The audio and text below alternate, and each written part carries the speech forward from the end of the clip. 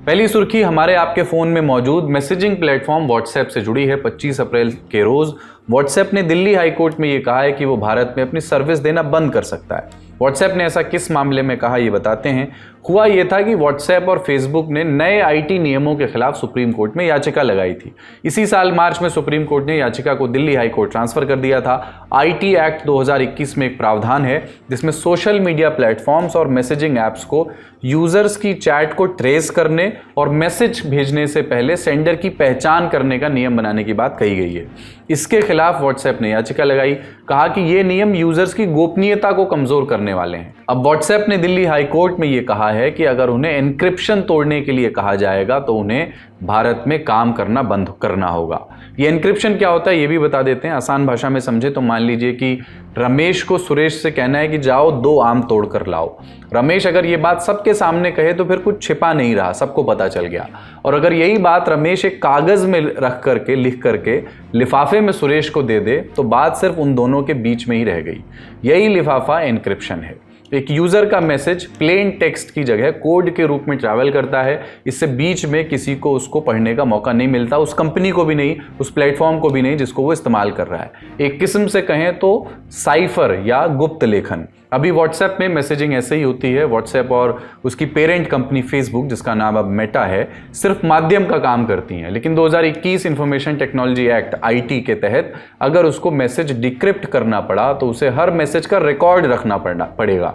हर user का record रखना पड़ेगा, उसके जीवन के पहले मैसेज से लेकर जीवन भर के करोड़ों मैसेज का, वर्षों का रिकॉर्ड। इसी को लेकर व्हाट्सएप और उसकी पेरेंट कंपनी मेटा को दिक्कत है। दिल्ली हाईकोर्ट में इस मामले की सुनवाई एक्टिंग चीफ जस्टिस मनमोहन और जस्टिस मनमीत प्रीतम सिंह अरोड़ा की बेंच कर रही है। बेंच ने सुनवाई के दौरान व्हाट्सएप से पूछा कि क्या दूसरे देशों में भी ऐसे नियम हैं, जिसके जवाब में व्हाट्सएप ने बताया कि ऐसा नियम दुनिया में कहीं नहीं है।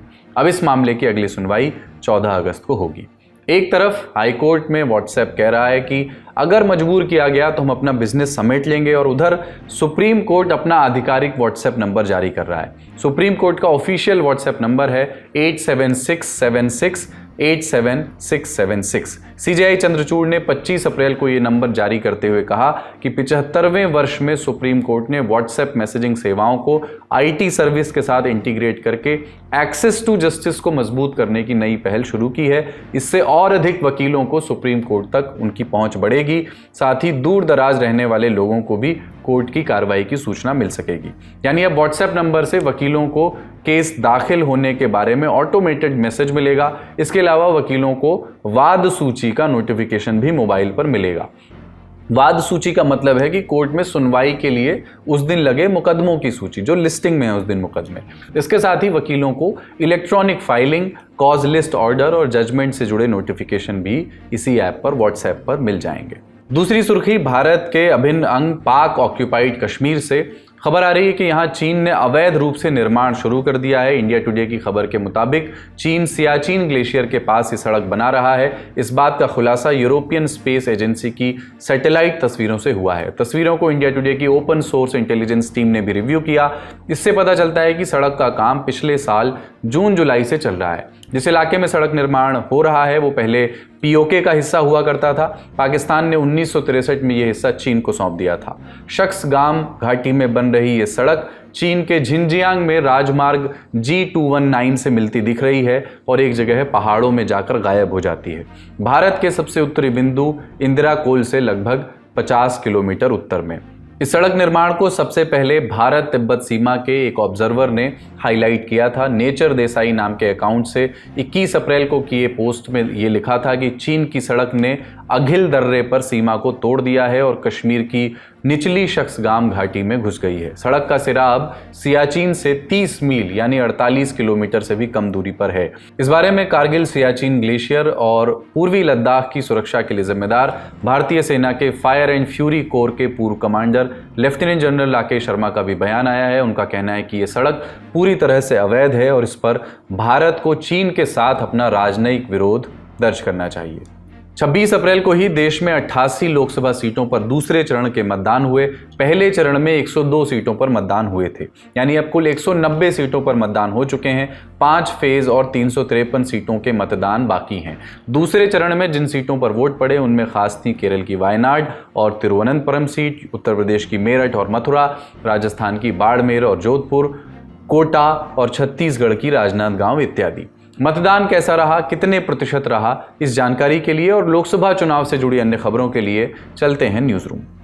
दूसरे चरण में 61 से 64% मतदान हुआ। पहले चरण में अपेक्षाकृत कम वोटिंग के बाद उम्मीद थी कि इस फेज में वोटिंग परसेंट कुछ बढ़ेगा, लेकिन शाम तक जो नंबर्स आए उनके मुताबिक आंकड़ा ज़्यादा बढ़ता हुआ नहीं दिख रहा है। शाम 5 बजे तक असम में 70%, बिहार में 53%, छत्तीसगढ़ में 72%, कर्नाटक में 64%, केरल में भी 64%, मध्य प्रदेश में 54%, उत्तर प्रदेश में 53% मतदान होता नजर आया। फेज़ 2 की वोटिंग के बाद प्रधानमंत्री नरेंद्र मोदी ने सोशल मीडिया प्लेटफॉर्म पर लिखा, दूसरा चरण बहुत अच्छा रहा। पूरे भारत के लोगों का आभार जिन्होंने आज मतदान किया। एनडीए को मिल रहा अद्वितीय समर्थन विपक्ष को और भी ज़्यादा निराश करने वाला है।